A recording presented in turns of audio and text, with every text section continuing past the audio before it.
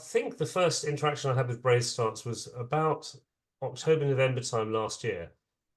And the way it came up was that I'd officially left my partner job at Primary Capital after 23 years at the end of September. But in reality, I was leaving over the summer.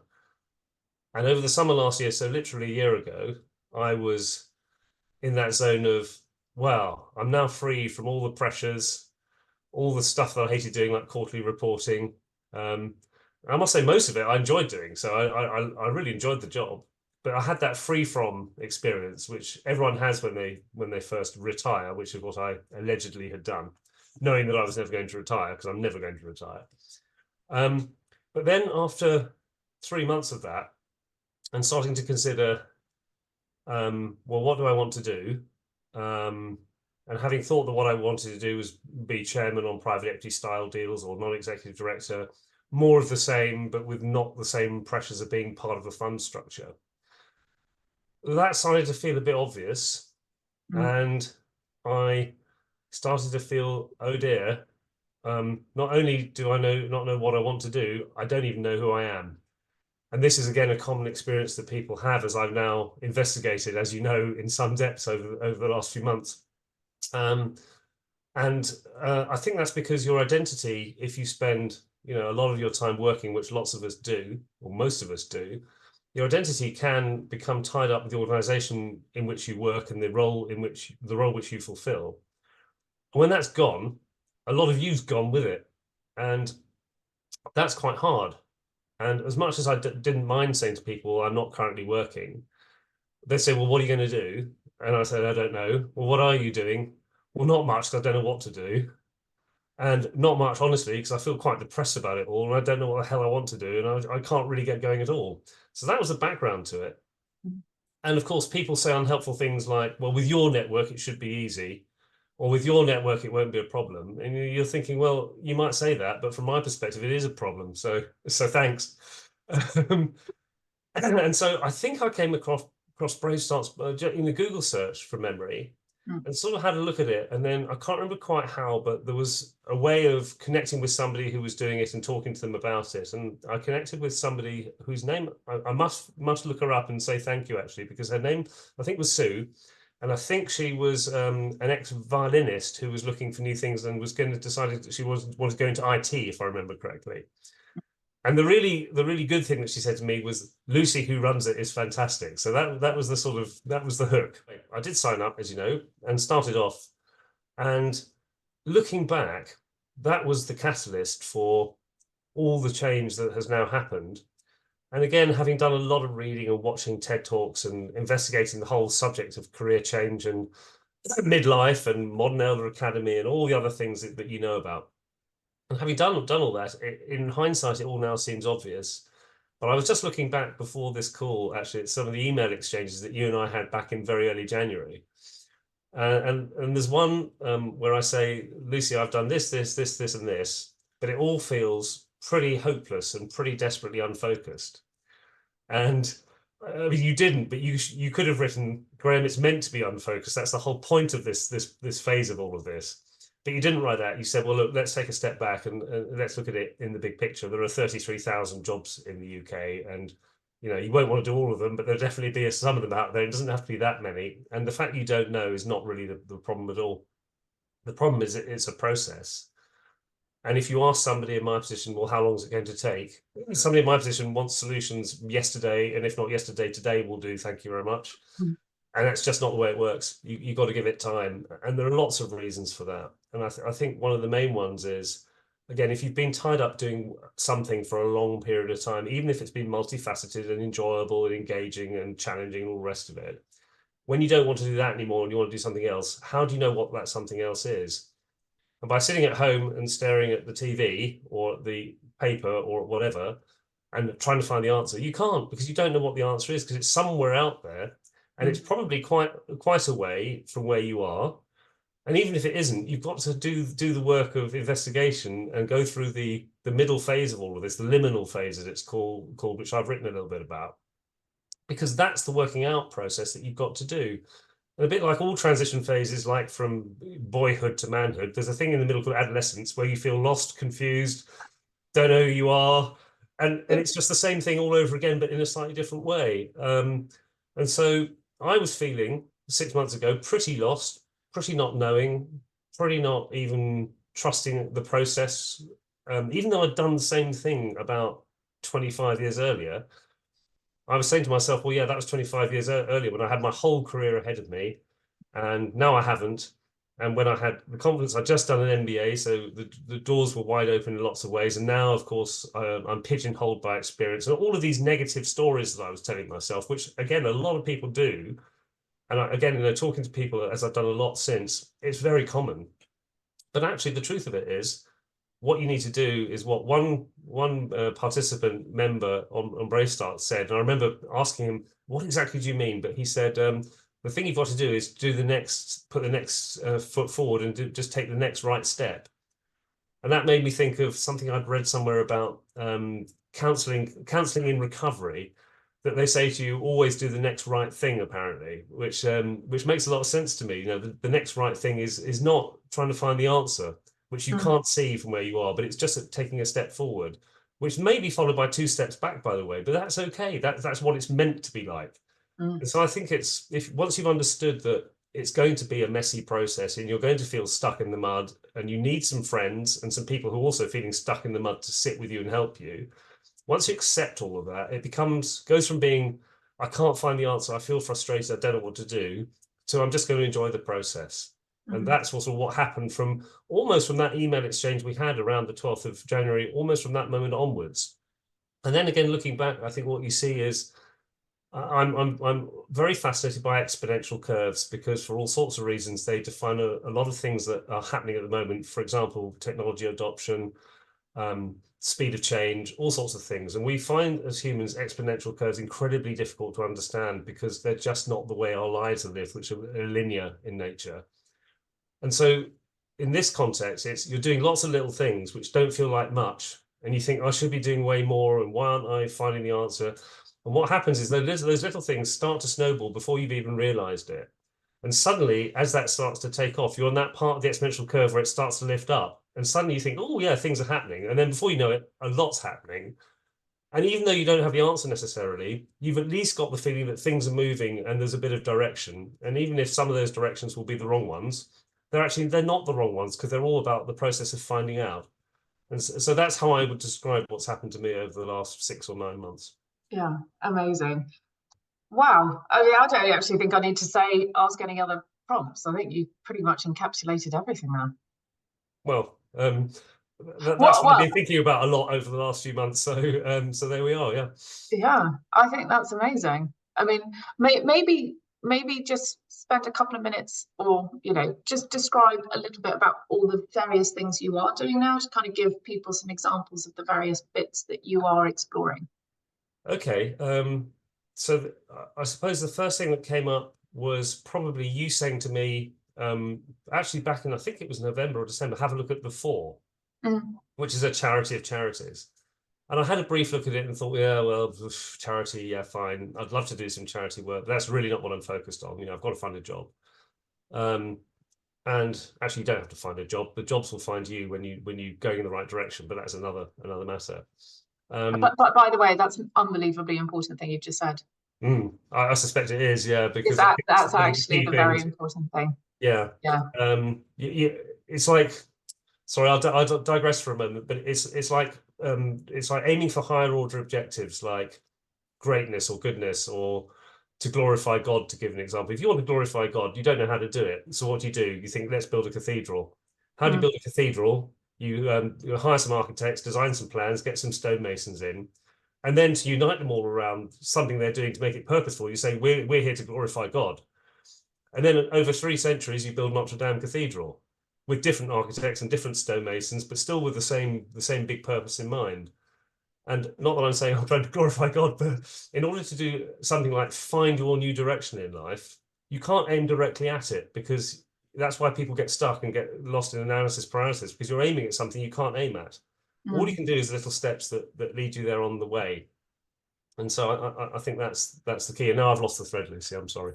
That's okay. I was going to say, give people some examples of the sorts of, Oh, the sorts of things. Sorry, yes. So yeah. the four you'd mentioned to me, and then you said it again in January, and sort of gave me a bigger push by saying, I'm going to introduce you to Mary Rose Gunn, the founder. And I said, oh, great, thanks. And I met her. And the other thing that's interesting is that the number of inspirational women that I've met in this journey, and I think there are good reasons for that, which I can talk about maybe later. But I met her online, and for an hour I listened to this phenomenal story of what she'd created and why. And so therefore said to her at the end, well, what can I do to help? And she said, well, there are two things. You can apply to become a strategic application consultant for us. And I know you can do it because of your background in private equity. You won't find it hard, but I can't fast track anybody. We have a process and you must go through our process, which for me was a big tick because that meant it was professional and well organized, which wasn't a surprise after the hour, but I was really pleased to hear it. So I said, yeah, I'll do that. So I have now done that, but that took several weeks to 2.5 months in the end of, I mean, not full time, but bits and pieces of work to do. And she said, the other thing I'll do, if you like, is I'll put you on our list of potential trustees because we've backed 500 odd charities and we do have them asking from time to time, have you got anybody? I said, yeah, that would be good. But the plan was, and she said to me the plan was, when I became a strategic application consultant and helped small charities apply for grants, I'd come across one at some stage which I thought, yeah, that's really great, speaks to me. Really like the people a lot, and I'd like to help them.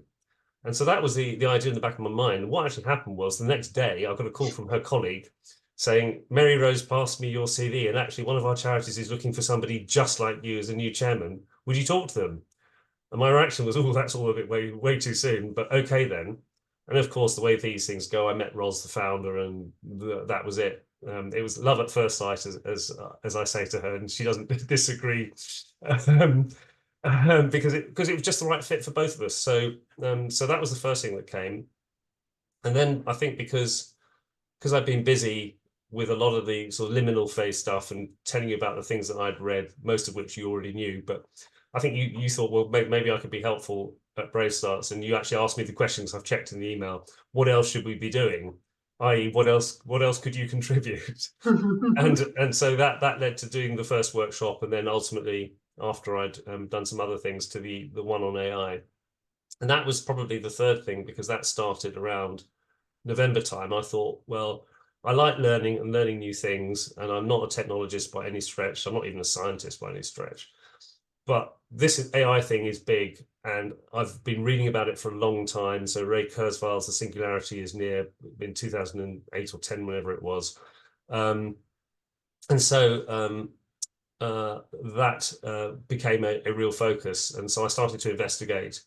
And again, because it's like everything, when you've got time, you can investigate things properly. And the more you dig into them, the more you realize, oh, there's somebody here that knows something about it that I'm connected to, or there was from my business school, there was a series called Lifelong Learning, where you can sign up for free webinars. And there were a couple on AI there that I did. And I started to think this is really interesting, and then get myself connected by just asking to all sorts of people. And I've spoken to people now all over the world about AI and what they're doing, and researchers and academics and people, data scientists. And so I've managed to learn quite a lot about it in 6 months, such that it's got to the stage that I'm now coming up with not just the workshops for Brave Starts, but also for the charity leaders there. I've got one of those coming up now at the end of June. And Amazing. talking to people in consultancies about what they're doing with real firms and what Google are doing with real firms. And this has allowed me to use that in ways which are actually quite useful because nobody really knows what they're doing. It's early stages. And because nobody knows what they're doing, they're all happy to talk to you because everybody's got something to add. So that's the next thing.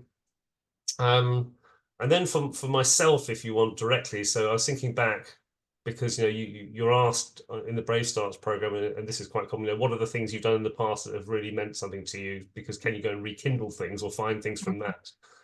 And one of them was I used to love singing. I sang in the school choir, and I'd sung a bit in my son's parents and teachers choir.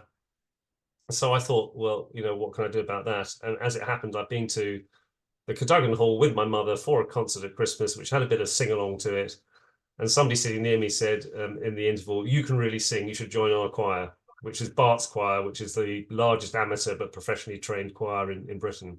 And And so I joined that in January, and that led to singing in a concert with the Royal Philharmonia in the Royal Festival Hall in April. So that was Amazing. fun. Yeah. And I could list probably about another 5 things that I am still doing, and they've all come from small beginnings and not things that I would necessarily have wanted. So I'll give another example. Um, I was connected to somebody at KPMG who is himself a real connector. His job is almost to connect with everybody that he possibly knows and bring stuff to KPMG through not direct pitching, but just through contacts, really. And he gave me a list of headhunters to speak to that might be relevant for my going back to the I'd like to be a chairman on private equity backed deals, where I've sort of come full circle to I would like to do a bit of that, but there's lots of other stuff that I'd like to do as well. And he connected me to somebody, and it was one of those meetings when I looked him up a bit before the meeting to see who he was, and it said, I recruit chief financial officers for private equity firms. I thought, well, I'm not one of those, and oh dear, this is going to be one of those waste of time meetings. And of course, as usual with waste of time meetings, they're the ones that aren't, Yeah. because he was the most engaging guy. And after 45 minutes of talking, he said, "Oh, we're definitely going to find you something." And I said, "Well, how's that?" He said, "Well, I've sold my firm to a bigger firm called ZRG Partners, which is the fastest growing headhunting business in the US. And so we can now do way more than we were focused on CFOs, and now we're not. We're focused on everything." Um, and so I felt really sort of great after that. He said, he'll find me something. And he seemed, pretty confident about, and he came back with a list of people to speak to the following day. So I thought, oh yeah, this is really good. And then I was about to come on the regular Monday morning call with you at 11 o'clock. And at about 5 to, this email popped up. So this was from Thursday to Monday. An email popped up from him and I clicked on it. And it said something like this. Graham, I had a mad day, mad thought over the weekend. Tell me to piss off if you're really not interested. But actually, we're looking to recruit somebody who could build a chairman and chief executive recruitment practice for us. And it's a bit left field because that's not your background. And you probably didn't wake up this morning wanting to become a headhunter, but I actually think you'd be brilliant. Would you be prepared to discuss it? And of course, because I'm open to everything, I said yes.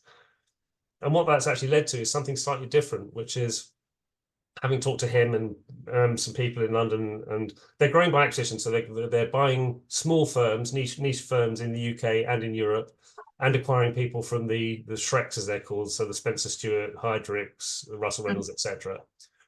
And so it's fast growth, and they don't really have it integrated yet in Europe. And anyway, they've appointed me as senior advisor in the UK to sort of help them get their services into private equity firms, because I've got a private equity background. But I've already written them an AI strategy, how to introduce AI into a recruitment firm, which I've been able to have validated by people who know what they're doing, because I've spoken to them over the last 6 months. So before showing it, I said, "Do you think this is any good?" To which the answer was, "Yeah, that's pretty good. What about this and what about that?" Yeah. And so there you go. One thing leads to another, leads to another, that I would never have thought of. When I was sitting feeling depressed in December about what am I going to do, if Yeah. you said to me, become a headhunter, I would have said the last thing I ever want to do is go and work for a Heidrick and Struggles or an Egon Zehnder. There's no chance.